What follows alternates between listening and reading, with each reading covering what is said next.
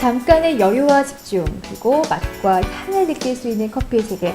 오늘도 바리스타 김유진 선생님과 함께합니다. 안녕하세요. 안녕하세요. 네.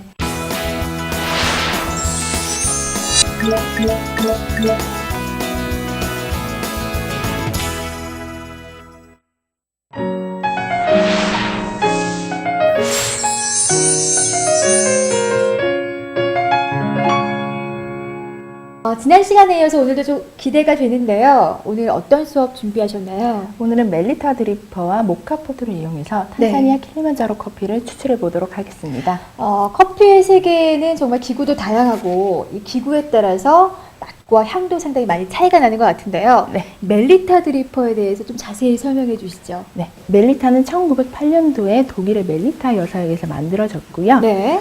구멍이 난 금속 용기 위에 종이 필터를 깔아놓고 커피를 걸러 먹으면서 만들어졌다고 합니다. 하지만 이런 모양이 만들어진 것은요, 1960년대에 일본에서 만들면서 완성이 되었다고 합니다. 멜리타는 커피 가루를 여과해서 먹는 페이퍼 드립의 시초라고 볼 수가 있습니다. 네. 멜리타는 이렇게 추출 구멍이 하나여서요, 커피와 물이 만나는 시간이 길어서 진한 커피가 추출이 되지만 자칫하면 텁텁한 맛에 잔미가 우러날 수 있다는 단점도 있습니다. 네. 자, 지금까지 드리퍼의 한 종류라고 볼 수 있는 멜리타에 대해서 자세히 알아봤습니다. 자, 이어서는 커피를 좀 추출해 봐야 될 텐데요. 이번 시간에는 어떤 커피를 좀 추출해 볼까요? 네, 탄자니아 킬리만자로 AA라는 커피를 추출해 보도록 하겠습니다. 네.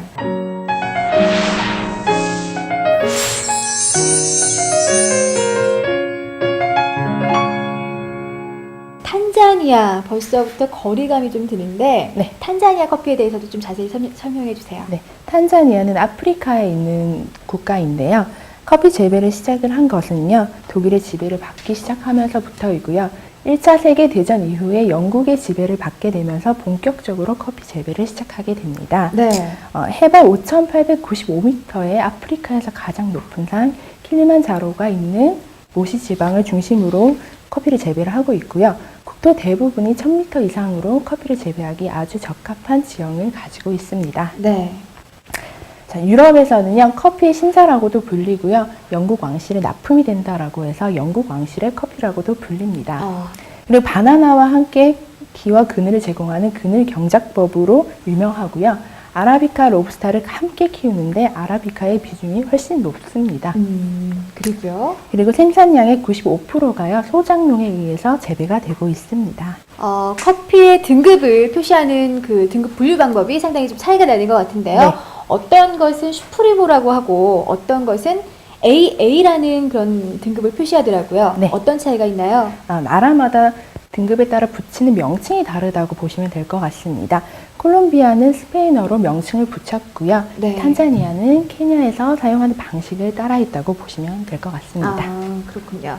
자, 앞서서 그 워시드 방식이라는 것을 계속해서 설명을 해드리고 있는데요. 네. 다시 한번 우리가 정리를 해보죠. 자, 워시드 방식은요, 물을 이용해서 외피와 가육을 제거해주고요, 발효 과정을 거쳐 점액질까지 제거해준 뒤에 파치먼트 상태로 건조를 해줍니다. 네. 그 후에 탈곡을 시켜서 생두로 만들어주는 가공 방식을 이야기합니다. 이 워시드 방식을 계속해서 좀 강조를 해서 반복하는 것도 상당히 학습에 좀 도움이 될 거라는 생각이 드는데요.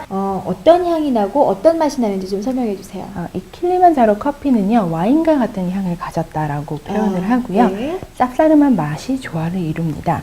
부드럽고 좋은 흙냄새의 여운이 남는 커피라고도 해서 가장 아프리카다운 커피라고 불립니다. 네.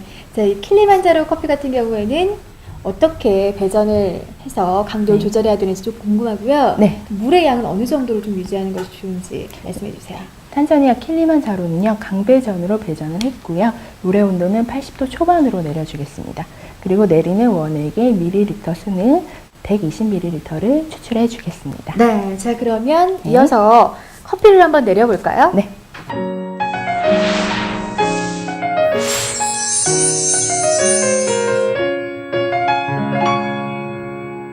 그럼 멜리타 드리퍼에 필터를 접어보도록 하겠습니다. 네. 자, 접는 방식은요, 칼리타 드리퍼의 필터와 크게 다르진 않는데요. 모양이 다르기 때문에 한 번 더 보여드리도록 하겠습니다. 네. 자, 먼저 밑면을, 아랫면을 위쪽으로 접어주시고요. 뒤로 돌리면서 점점 공간이 넓어지게 접어줍니다.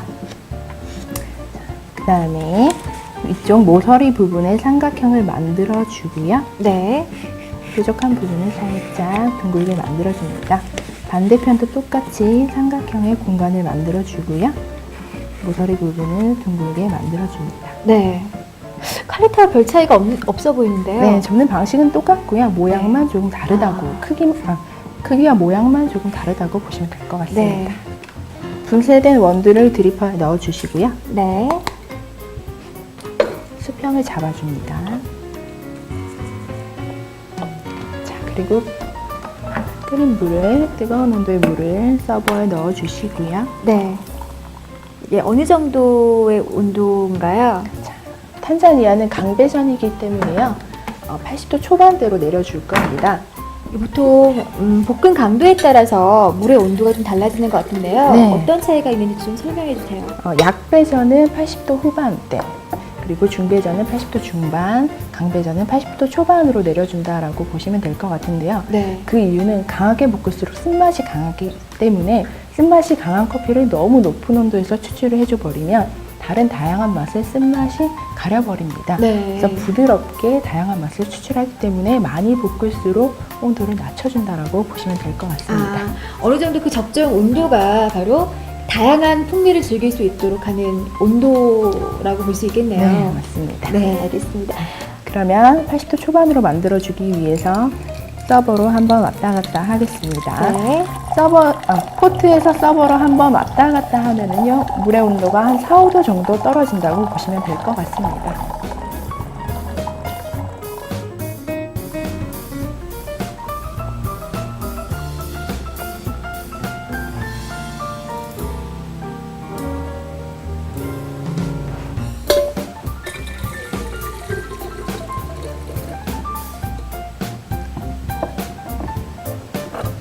드립 준비가 끝났고요. 네.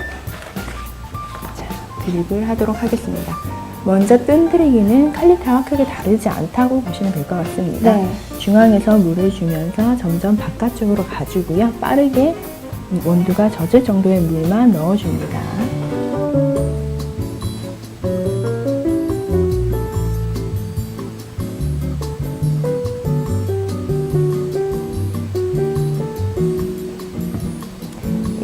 뜸들이기를 할 때도 필터에는 물이 닿지 않는 게 좋겠죠? 그렇죠. 필터에 물이 닿아버리면 필터를 타고 물이 밑으로 내려와 버리기 때문에 완성된 커피가 싱거워질 수가 있습니다. 네.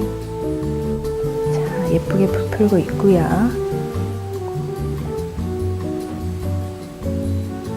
신선한 커피일수록 많이 부푼다고 하셨는데요. 네.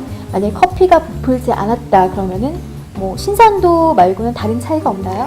신선도가 떨어지면 당연히 맛과 향도 안 좋아질 수 있는데 여기서 명심해야 될 점이 있습니다. 네.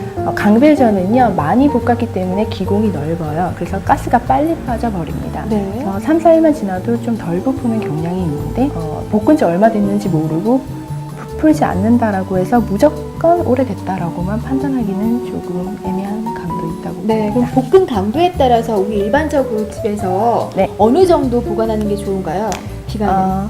볶음 강도에는 상관없이요, 2주 정도라고 보시면 되는데 보통 일반적으로 네. 강배전, 중배전, 약배전 모두 2주 정도 보관하는 네. 게 좋다 네. 말씀하시는 거죠? 네, 근데 이거는 분쇄되지 않은 원두 커피일 경우고요. 네. 분쇄를 했다라고 하면은 3회가 더 빨리 진행이 됩니다. 그래서 2, 3일 이내에 먹는 것이 좋습니다. 네. 자, 뜸이 다 빠진 것 같은데요. 네. 1차 추출 들어가 보죠. 네. 1차 추출 들어가겠습니다. 칼리타와 똑같이 중앙에서 천천히 돌려줍니다.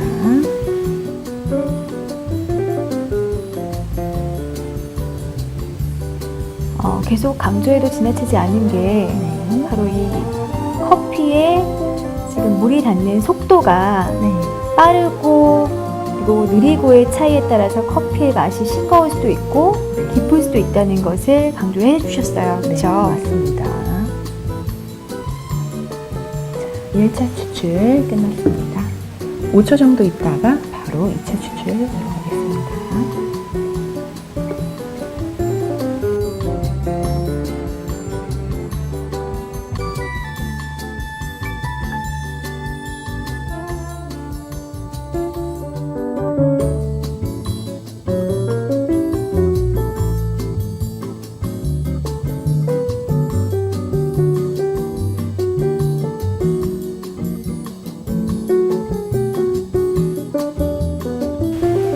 자, 2차 추출 끝났고요. 자, 물이 다 떨어지기 전에 3차 들어가겠습니다. 네.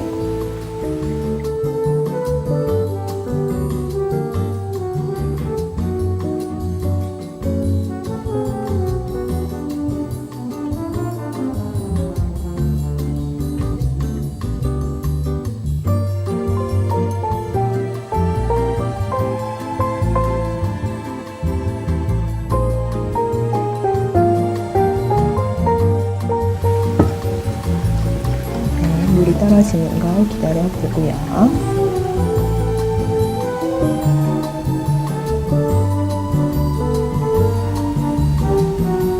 120ml의 추출량이 맞춰지면 물이 다 빠지기 전에 드리퍼를 제거를 해주고요. 네. 지금 120ml라고 말씀하셨는데요. 그 이유가 있나요? 딱 정해졌다라고 볼 수는 없고요. 제가 가장 추천해드리는 농도라고 보시면 될 것 같아요. 네. 강하게 볶은 커피일수록 좀 진하게 드셔야지 매력이 삽니다. 드셔보시고 만약에 너무 강하다 싶으면 좀 더 희석을 해서 드시는 것도 좋을 것 같습니다. 희석하는 그런 농도는 어느 정도? 네, 좋을까요? 60을 넣어줘서 180ml를 맞춰주겠습니다. 네. 잘 저어주고요.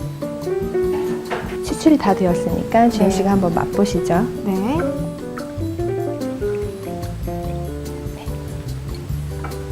자, 그러면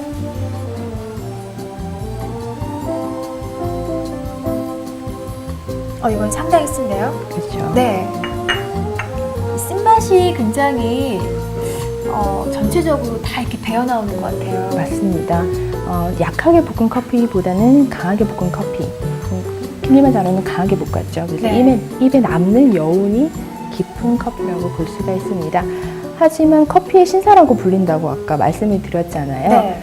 저는 그 이유가 강배전 치고는 상당히 깔끔하게 끝나기 때문이 아닌가라고 생각해 네. 봤습니다. 멜리타 드리퍼를 통해서 킬리만자로 커피를 내려봤습니다.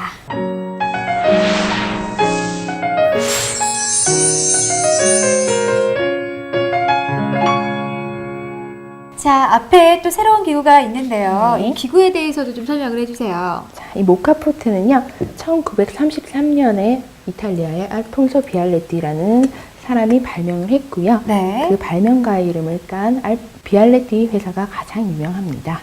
네, 지금 모카포트에 대해 설명을 해주셨는데요. 네. 어떤 원리로 이게 또 추출하는 방식이 다른가요? 네, 보시면 이 아래쪽에 필터 바스켓에 커피를 넣고요. 네. 또 이 물통에 물을 넣은 뒤에 열원을 가해줍니다. 그러면 수증기압에 의해서 물이 커피를 지나서 진한 커피가 위쪽으로 추출이 되는 원리인데요. 네. 이탈리아에서 가장 사랑받는 가정용 에스프레소 기구라고 보시면 될 것 같습니다. 네, 이 모카포트 같은 경우에도 네. 이 드리퍼와 마찬가지로 재질에 따라서 조금 차이가 나는지 궁금한데요. 네, 어떻습니까? 맞습니다. 모카포트는요, 알루미늄 스테인레스 도자기로 만들어져 있는데요. 네. 알루미늄 같은 경우에는요, 열 전도율이 좋아서 조금 더 진득한 커피가 추출이 된다라고 표현을 합니다. 네. 그 스테인레스는요, 녹이 덜 쓸지만은 열 전도율이 낮아서 조금은 묽은 커피가 추출이 된다라고 합니다. 네. 그 도자기 같은 경우에는요, 추출 시간이 오래 걸리고 보관이 좀 어려워서 많이 사용을 안 하고 있습니다. 네, 그럼 일반적으로 사용하는 것은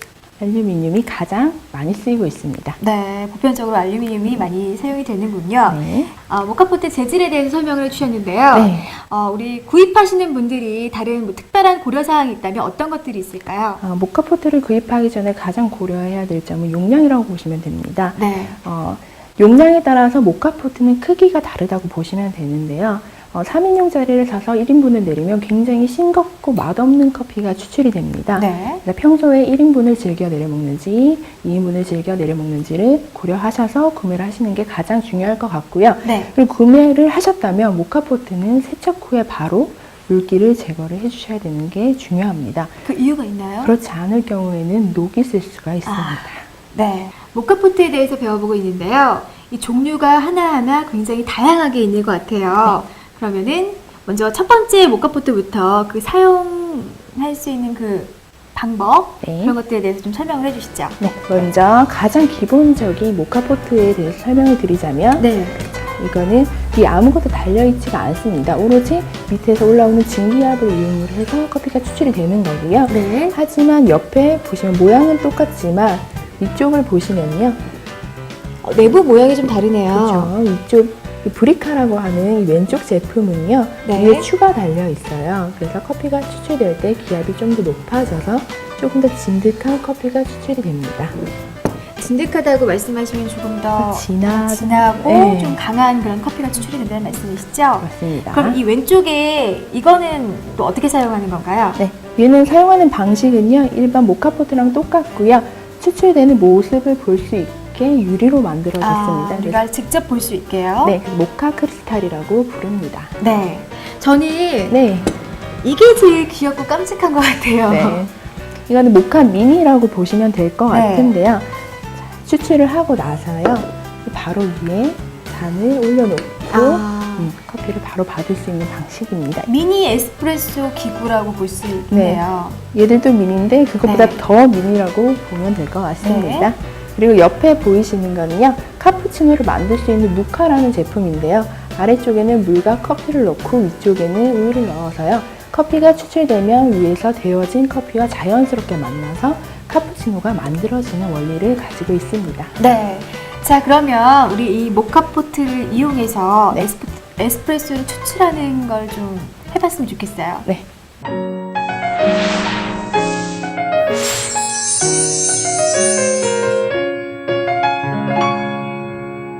자, 그러면 이 모카포트를 통해서 이 커피를 추출하는 것을 해보죠. 네, 지금부터 만들어 보겠습니다. 네. 그러면 일단은 준희 씨가 이 맨 아래쪽에 물 네. 탱크에 물을 넣어 주시는데요. 이 부분을 압력 조절 밸브라고 합니다. 네. 물의 양은 이 밸브의 아래쪽까지 넣어 주도록 하겠습니다. 네. 이 밸브의 위쪽까지 제가 물을 채워볼게요. 확인을 하시면서 이 아래에 선이 보이시죠? 네. 여기까지 쭉 넣어 주시면 됩니다. 네, 됐습니다. 물을 다 넣었으면 이제 이 필터 바스켓에 곱게 분쇄한 커피 가루를 넣어 주겠습니다. 네. 분쇄된 커피 가루를 필터 바스켓에 넣어주는 방식은요. 일단은 적정량을 털어줍니다. 그 후에 윗면을 살짝 다져서 평평하게 만들어 주시면 됩니다.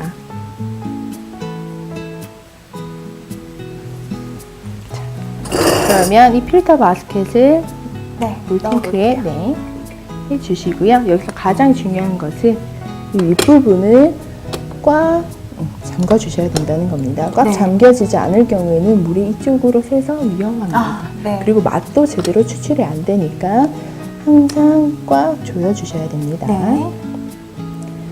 네, 다 조여졌으면요. 이제 가스 램프에 올려놓고 추출을 시작하도록 하겠습니다. 원래 집에서 이제 추출을 하실 때는 뚜껑을 닫아놓고 추출을 하시면 되는데요. 네. 오늘은 뚜껑을 열어놔서 추출 과정을 지켜보도록 하겠습니다.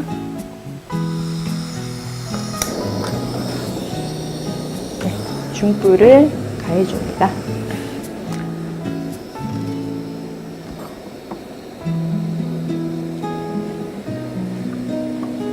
네, 이제 추출되기 시작합니다. 네. 조금만 더 기다리시면요. 연액이 굉장히 많이 추출이 될 거예요. 색깔이 어떤가요? 캐러멜 색깔 같기도 하고요. 네. 색깔이 조금 다른 커피에 비해서는 지금 나오는 그 수증기 양 때문에 그런지 몰라도 조금 연한 것 같은데요? 연한 것 같나요? 네. 자, 이제 밑에 보시면 고여있는 커피를 보시면요. 색이 굉장히 진하네요. 네, 진합니다. 에스프레소 같은 경우에는 물이 다 나올 때까지 기다려야 되는 건가요? 추출이 거의 다 이루어지면요, 물이 아니라 거품 형식으로 퍽퍽하면서 튀는 네. 게 보일 거예요. 그때 불을 꺼주면 잔열에 의해서 나머지 커피가 다 추출이 됩니다. 이제 거의 추출이 끝나가네요. 자, 다 조금씩 됐습니다. 빨라지네요. 네, 이제 액보다는 거품이 많이 보이고요. 네. 네, 이렇게 퍽퍽하고 터지는 듯한 느낌이 있을 때 불을 꺼주시면 됩니다. 뚜껑을 꺼놨을 때는 이 소리를 듣고 판단을 하시면 됩니다.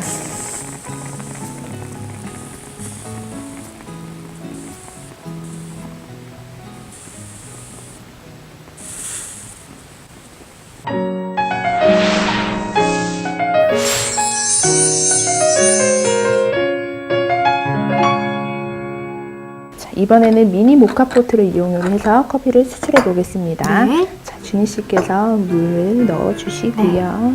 물은 네, 압력 조절 밸브의 아래까지. 밸브 아랫부분까지 물을 채우겠습니다. 네, 됐습니다. 네, 물이 정확하게 들어갔고요. 네. 굉장히 조그만 필터 바스켓에 커피를 넣어주겠습니다. 편하게 발라주시고요.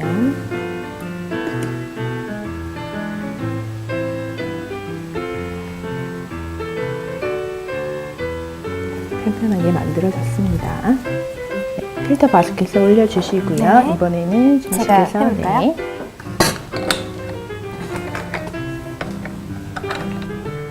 네, 됐습니다. 그러면 이제 중불 이용해서 추출해 주겠습니다. 미니 모카 같은 경우에는 어느 정도 시간이 지나가면은 이게 추출할 수 있을까요? 아무래도 용량이 작아서요. 3인분보다는 시간이 더 짧을 겁니다. 한 잔만 추출할 수 있는 양인가요? 네, 그렇죠. 추출을 할 때는 작은 에스프레소 잔을 위에 올려주면 네. 잔도 예열이 되면서 맛있게 커피가 추출이 됩니다.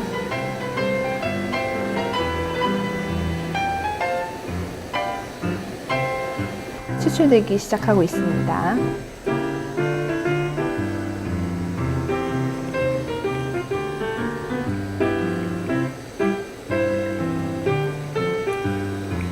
색깔이 연해지는 걸 보니까 이제 추출이 거의 다 이루어진 것 같고요. 자, 거품이 나오면 불을 꺼주도록 하겠습니다.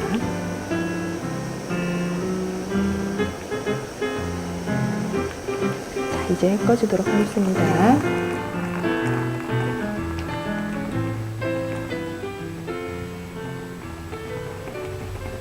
네, 이제 추출이 끝났으니까요. 준희 씨께서 한번 드셔보시죠. 네. 일단 에스프레소 원액으로 드셔보시고요.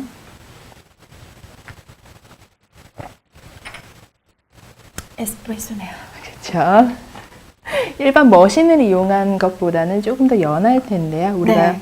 이제까지 먹었던 드립커피보다는 훨씬 강할 겁니다. 굉장히 강한데요? 그렇죠. 이제 강하게 드셨으니까 네. 물을 타서 한번 드셔보실 텐데 네. 물을 타면 어떤 커피가 될까요? 에스프레소에 물을 타면은 아메리카노가 되는 거 아닌가요? 네, 맞습니다. 그러면 아메리카노를 한번 네. 드셔보시겠습니다. 어느 정도를 타야지 좋을까요? 원래는 30ml의 원액에 물을 한 150에서 200ml를 넣어주는데 네. 모카포트 같은 경우에는 조금 더 연하니까 원액의 양을 좀 더 많이 넣어주겠습니다. 네. 네, 드셔보시죠. 뜨거우니까 조심하시고요.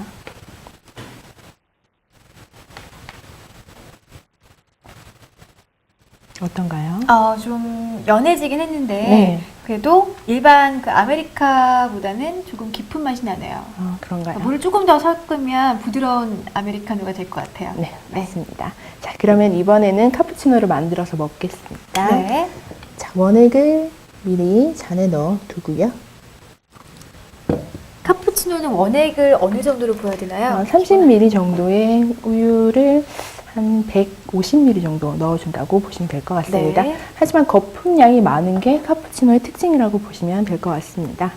자, 스팀이 된 우유를 넣어주시고요. 네.